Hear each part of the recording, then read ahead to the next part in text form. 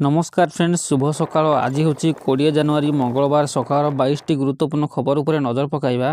ता पूर्व वीडियो गोटे लाइक करूँ। जदि चैनल को नुआ कोडी आसबे चैनल को सब्सक्राइब करने और पाखर बेल आइकन रे क्लिक करने आगे कोई लेटेस्ट अपडेट पाइबा। और आयुष्मान योजना समस्यार समाधान आसंता 3 दिन में हेबो। स्वास्थ्य मंत्री मुकेश महालिंग आयुष्मान चिंतन शिविर में यह कहते। से कहते आयुष्मान भारत कार्ड संपर्कित समस्त समस्या खूब शीघ्र समाधान हेबो। जो हिताधिकारी कार्ड होना से माने आवेदन करें। डिजिटाल माध्यम तथ्य देखिपारे और आवेदन स्थिति जानीपारे। आगामी दिन में आयुष्मान भारतर समस्त डाटा ओडिया रे उपलब्ध होबो। साधारण लोकों को योजना बुझीबा और सुझीबा नेबा अधिक सहज हेबो। आयुष्मान योजनार सुविधा 3टी MOU स्वाक्षरित होईछि। परवर्ती खबर, सोमवार और बुधवार राति लगातार 2टी पश्चिमा झड़ उत्तर पश्चिम भारत को प्रभावित करिवो। यार प्रभाव में ओडिशा समेत पूर्व भारत में राति तापमात्रा 3 ରୁ 5 डिग्री सेल्सियस बढ़िपारे। राति तापमात्रा बढ़िले शीत कमिजिवो। पाणीपाग विशेषज्ञ एभली पूर्वानुमान करिसेंति। सोमवार राज्यर अधिकांश स्थान में राति तापमात्रा 12 डिग्री उपरे रहिपारे। पुरी रे पारद 16 डिग्री, भद्रक और छत्रपुर रे 15, पारलाखेमुंडी, खोर्धा, चांदबारी और भद्रक रे 14 डिग्री रहिपारे बोली पाणीपाग विभाग आकलन करिछि। 20 तारिख में उपकूल ओडिशार अधिकांश स्थान में पारद 15 डिग्री उपरे रहिबो बोली पाणीपाग विभाग पक्षरु कुहाଯାଇଛି। 22 और 23 तारिख में उपकूल ओडिशा रे राति तापमात्रा आहरी बढ़िबो। पश्चिमा झड़ प्रभाव में गत किछि दिन भितर प्रथम थर पई झारसुगुड़ा और केन्दुझर रे शीत कमिछि।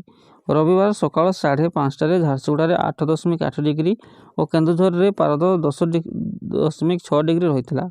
झारसुगुड़ा रे राति तापमात्रा स्वाभाविक ठारू 2 डिग्री और केन्दुझर रे 1.2 डिग्री रहिछि अधिक रहिछि।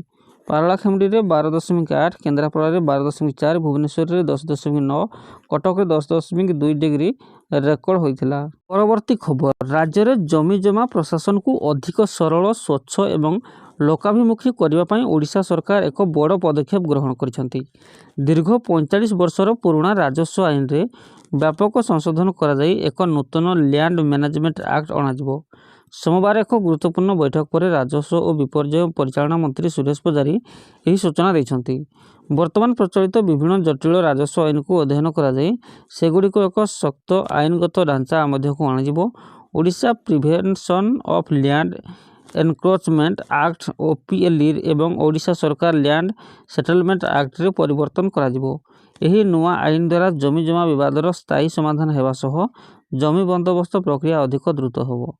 मंत्री को सूचना अनुसार नुआ आईन ड्राफ्ट बा चिठा प्रस्तुत सरिछि। एहाकू पूर्णांग रूप देवा पई निम्नलिखित पदक्षेप नियाजिबो। अनुमोदन पर चिठा प्रस्ताव को 1 मास पई वेबसाइट रे रखा जाई लोकंक मतामत लोटाजिबो। समस्त मतामत पर आईन विभाग को जीवो एवं परे कैबिनेट रे मोहर बाजिबो। आसंता विधानसभा अधिवेशन में यह बिल उपस्थापन कराजिबो एवं पास हेबा परे एहा नुआ आईन रे परिणत हेबो। ब्रिटिश समय रही आसिथिबा पुरीर जटिल जमी समस्या एवं महाप्रभु जगन्नाथक जमी संपर्कित विवादर समाधान पर सरकार एक स्वतंत्र और सुचिंतित आभिमुख्य ग्रहण करेंगे। जबरदखल रोकने तहसिलदार मानकू अधिक क्षमता दिया नहीं योजना रही। परवर्ती खबर, पुणी मोबाइल को मोबाइल घूरी बुलिला महाप्रभु श्री जगन्नाथक AI भिडियो देखा मिलूँ परंपरा विरोधी अवास्तव दृश्य। सिंहद्वार सम्मुख में विशाल श्रीविग्रह उपर क्रेन रे क्षीर ढला जाउथबा देखा मिलूँ। देवस्नान पूर्णिमा 108 गोरा सुबासित जल में स्नान करती श्रीजीव। केवल नवदिनात्मक यात्रा बाहरती सिंहद्वार बाहर को, किंतु देखंतु कृत्रिम बुद्धिमत्ता एवं AI द्वारा तैयारी यह वीडियो को। श्रीमंदिर सिंहद्वार सम्मुख में महाप्रभु विशाल विग्रह ट्रेन रे ढला जाउछि क्षीर। वीडियो रे विग्रहर पाद भी देखा मिलूँ। केउं नीति बा पर्व को सूचाउछि यह वीडियो, कौन यार यथार्थता, कौन यह वीडियोर उद्देश्य भक्ति भावना भ्यू बढ़ाइबा। सोशल मीडिया रे यह वीडियो भाइराल पर उद्वेग प्रकाश करछन्ति श्रद्धालु और सेवायत। जगन्नाथ संस्कृति रे महाप्रभु को ऊपर क्रेन रे दुग्ध ढालिबा भली कौनसी विधि न थिबारु यह श्रीमंदिर परंपरा संपर्क में भ्रम सृष्टि करिपारे बोली आशंका प्रकाश पाइछि। महाप्रभु जगन्नाथ जगतर ठाकुर, तांको निज निज अनुसार कल्पना करने अधिकार समस्तଙ୍କର अछि, किंतु नीति और परंपरा को नहीं भ्रम सृष्टि करने केते युक्तियुक्त। ट्रेन रे महाप्रभु दुग्ध स्नान कराइबा केते ग्रहणीय। सोशल मीडिया रे केतेबेले श्रीमंदिर संपर्कित भूल तथ्य प्रचार होउछि तो आउ केतेबेले भ्रमात्मक फोटो और वीडियो। श्रीमंदिर प्रशासन तमाम तत्परता सत्वे बंद हेउनी एभଳି कार्य। प्रश्न उठुछि भ्रमात्मक एआई वीडियो निर्माता विरोध हेब कि कार्यानुष्ठान। सोशल मीडिया वीडियो हटाइबा को निर्देश देबे कि सरकार। एआई जुगरे मनगढ़ा परंपरा चित्रण उपरे रक लगाइबा दिगरे सरकार कठोर न हेले जे जेमिति चाहिबो सेमिति वीडियो तैयारी करी भाइराल करिवो। परवर्ती खबर डब्ल्यूपीएल द्वादश मैच रे आरसीबी 61 रन रे बड़ व्यवधान रे गुजरात जायंट्स को परास्त करिछि। ता सहित पंचम मैच रे लगातार पंचम विजय सह पूरा 10 पॉइंट अर्जन करी प्रथम दल भावे प्ले ऑफ रे स्थान सुरक्षित करि नैछि। सेहि भली गोटिए वर्ष रे व्यवधान परे पुणी थरे विजेता हेबा दिगरे आउ एक पाद बढ़ाइछि। एही दल 2024 मसीह विजेता होइथिले मध्य गत वर्ष फाइनल टिकेट हासिल करि पारि नथिला। मंगलवार आरसीबी प्रथम बैटिंग करी 6 विकेट विनिमय 178 रन करथिला। गौतमी नायक सर्वाधिक 73 रन 55 बॉल पारी खेलिथिले। जवाब रे गुजरात जायंट्स आरंभरू विपर्ययर सम्मुखीन होई निर्धारित 20 ओभर रे 8 विकेट हराई मात्र 117 रन करि पारिथिला। अधिनायिका आयशा गार्नर 54 छड़ा अन्य कौनसी बैटर आरसीबी बोलर को मुकाबला करि पारि नथिले। आरसीबी सफलतम बोलर भावे 46 संगत 21 रन व्यय कर 3 विकेट करने। गौतमी विस्फोरक पाली मैच रो श्रेष्ठ खेलाड़ी पुरस्कार लाभ करथिले। बैंक अकाउंट रे जमा हबो सुभद्रा टंका। एकाथरके दुईटी किस्ती पठाइबे राज्य सरकार। 22 तारिख रे मिलिबो सुभद्रा टंका। खुशीर कथा जे बाद पड़िथबा हिताधिकारी भी एथिरे लाभवान हेबे। ए नै आज उपमुख्यमंत्री प्रभाती परिडा सूचना दैछंती। तो उपमुख्यमंत्री प्रभाती परिडा सूचना अनुसार प्रथम करी सुभद्रा योजना रे शामिल होइथबा महिला ओ कोनोसे कारणरू सुभद्रा योजना रू वंचित होइथबा महिला को एही टंका मिलिबो। राज्यर विकास पई सरकार द्वारा लागू होइथबा विकासमुखी योजना मध्यरु सुभद्रा योजना होछि गोटिए। परवर्ती खबर सरकारी कार्य ओडिया भाषार व्यवहार पई सरकारी अधिकारी मानक पई एक प्रशिक्षण शिविर आयोजन करा दैछि।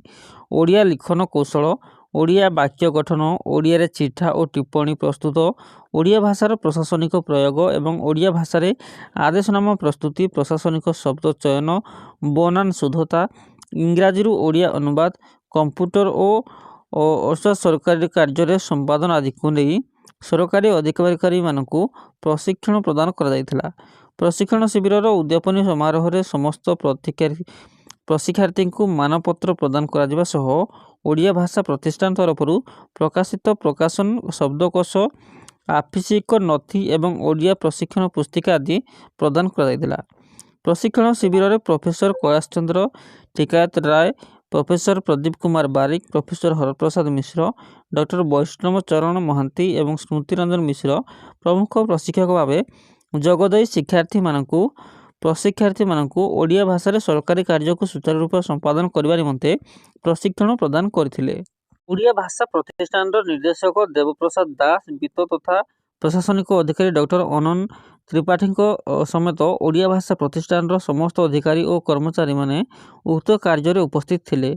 ओडिया भाषा साहित्य संस्कृति विभाग एवं ओडिया भाषा प्रतिष्ठान मिलित आनुकूल्य 2 दिन धरी यही प्रशिक्षण शिविर आयोजन करा जायछि। ओडिशा सरकार 23 विभाग 220 ऊर्ध्व अधिकारी यही प्रशिक्षण शिविर रे जोग देइथिले। आसंता 22 रु आरंभ होबो ओडिशार कृषि महाकुंभ। कृषि ओडिशा 2026 बरमुंडा बिजू पटनायक खेलपड़िया ठारे 3 दिन धरी यह आयोजित होई 24 तारिख रे शेष होबो। चलित वर्षर थीम रही अंतर्भुक्तिकरण माध्यम सहनशील कृषि। एथिरे बहु संख्यक चाषी, कृषि वैज्ञानिक, कृषि गवेषक और नीति निर्धारकों सम्मेलन होबो। कृषि शिक्षा शिविर, आधुनिक कृषि जंत्रपाति प्रदर्शन और डेमोन्स्ट्रेशन, कृषि संबंधी उन्नत ज्ञान कौशल प्रदर्शन इत्यादि माध्यम ओडिशा चाषी भाई भौणी को आहुरी सशक्त करने राज्य सरकार को लक्ष्य रही। यही परिप्रेक्षी में शनिवार लोकसेवा भवन में कृषि ओडिशा 2026 प्रस्तुति नहीं एक बैठक अनुष्ठित होता। बैठक में कृषि विभाग अतिरिक्त मुख्य शासन सचिव डॉक्टर अरविंद कुमार पाढ़ी, उपमुख्यमंत्री तथा कृषि और कृषक सशक्तिकरण एवं शक्ति मंत्री कनक वर्धन सिंहदेव को प्रस्तुति विषय में अवगत कराइथिले। यही अवसर में उद्यान कृषि निर्देशक कालुंगे गोरख वामेन विभागीय वरिष्ठ अधिकारी माने उपस्थित थिले। परवर्ती खबर ଓଡ଼ିଶାର ଶିଳ୍ପାୟନ କ୍ଷେତ୍ରରେ ଏକ ନୂତନ ଅଧ୍ୟାୟ ଯୋଡ଼ିବାକୁ ଯାଉଛନ୍ତି ମୁଖ୍ୟମନ୍ତ୍ରୀ ମୋହନ ଚରଣ ମାଝୀ। ରାଜ୍ୟକୁ ଏକ ବିକଶିତ ଶିଳ୍ପ ହବ୍ରେ ପରିଣତ କରିବା ଲକ୍ଷ୍ୟ ନେଇ କୋଲକାତାରେ ଆୟୋଜିତ ନିବେଶକ ସମ୍ମିଳନୀରେ ଓଡ଼ିଶା ସରକାର ବଡ଼ ସଫଳତା ହାସଲ କରିଛନ୍ତି। ଏହି ଗସ୍ତ ସମୟରେ ମୁଖ୍ୟମନ୍ତ୍ରୀ ଦେଶ ବିଦେଶର ବହୁ ପ୍ରତିଷ୍ଠିତ ଶିଳ୍ପପତି ଓ ଉଦ୍ୟୋଗୀମାନଙ୍କ ସହ ସିଧାସଳଖ ଆଲୋଚନା କରିଛନ୍ତି। ମୁଖ୍ୟମନ୍ତ୍ରୀଙ୍କ କୋଲକାତା ଗସ୍ତ ସମୟରେ ବିଭିନ୍ନ କ୍ଷେତ୍ରର ନିବେଶକଙ୍କ ସହ ଗୁରୁତ୍ୱପୂର୍ଣ୍ଣ ଆଲୋଚନା ହୋଇଛି। ଏହି ସମ୍ମିଳନୀରେ ମୋଟ 27ଟି ବୁଝାମଣା ପତ୍ର ସ୍ୱାକ୍ଷରିତ ହୋଇଛି। ଏହି ବୁଝାମଣା ଅନୁଯାୟୀ ରାଜ୍ୟକୁ ପ୍ରାୟ 1 ଲକ୍ଷ କୋଟି ଟଙ୍କାର ପୁଞ୍ଜି ନିବେଶ ଆସିବାକୁ ଯାଉଛି। ଏଥିରେ ମୁଖ୍ୟତଃ କେମିକାଲ, ପେଟ୍ରୋକେମିକାଲ୍ସ, ମ୍ୟାନୁଫ୍ୟାକ୍ଚରିଂ ଏବଂ ଟେକ୍ସଟାଇଲ ଭଳି କ୍ଷେତ୍ରରେ ବଡ଼ ପ୍ରକଳ୍ପମାନ ପ୍ରତିଷ୍ଠା ହେବ। ଏହି ବିପୁଳ ନିବେଶ କେବଳ ଶିଳ୍ପ ପ୍ରତିଷ୍ଠାରେ ସୀମିତ ରହିବ ନାହିଁ, ବରଂ ଓଡ଼ିଶାର ହଜାର ହଜାର ଯୁବକ ଯୁବତୀ ପାଇଁ ନିଯୁକ୍ତିର ବାଟ ଫିଟାଇବ। ରାଜ୍ୟ ସରକାରଙ୍କ ଆକଳନ ଅନୁଯାୟୀ ଏହି ପ୍ରକଳ୍ପଗୁଡ଼ିକ ମାଧ୍ୟମରେ ପ୍ରାୟ 90,000 ନୂତନ ନିଯୁକ୍ତି ସୁଯୋଗ ସୃଷ୍ଟି ହେବ। ଏହା ରାଜ୍ୟର ଆର୍ଥିକ ସ୍ଥିତିକୁ ମଜବୁତ କରିବା ସହ ଦେଶାନ୍ତର ଦାଦନ ସମସ୍ୟା ଦୂର କରିବାରେ ପ୍ରମୁଖ ଭୂମିକା ଗ୍ରହଣ କରିବ। ନିବେଶକଙ୍କୁ ସମ୍ବୋଧିତ କରି ମୁଖ୍ୟମନ୍ତ୍ରୀ କହିଛନ୍ତି ଯେ ଓଡ଼ିଶା ଏବେ ପରିବର୍ତ୍ତନର ପଥରେ। ଭିଜନ 2036 ଓଡ଼ିଶା ଗଠନର 100 ବର୍ଷ ଏବଂ ଭିଜନ 2047 ବିକଶିତ ଭାରତ ସଂକଳ୍ପ ଲକ୍ଷ୍ୟ ହାସଲ ପାଇଁ ଶିଳ୍ପାୟନ ହେଉଛି ଆମର ମୁଖ୍ୟ ମାଧ୍ୟମ। ତେବେ ନିବେଶ ପାଇଁ ଓଡ଼ିଶାରେ ଏବେ ସର୍ବୋତ୍ତମ ପରିବେଶ ରହୁଥିବା ସେ ଦର୍ଶାଇଛନ୍ତି।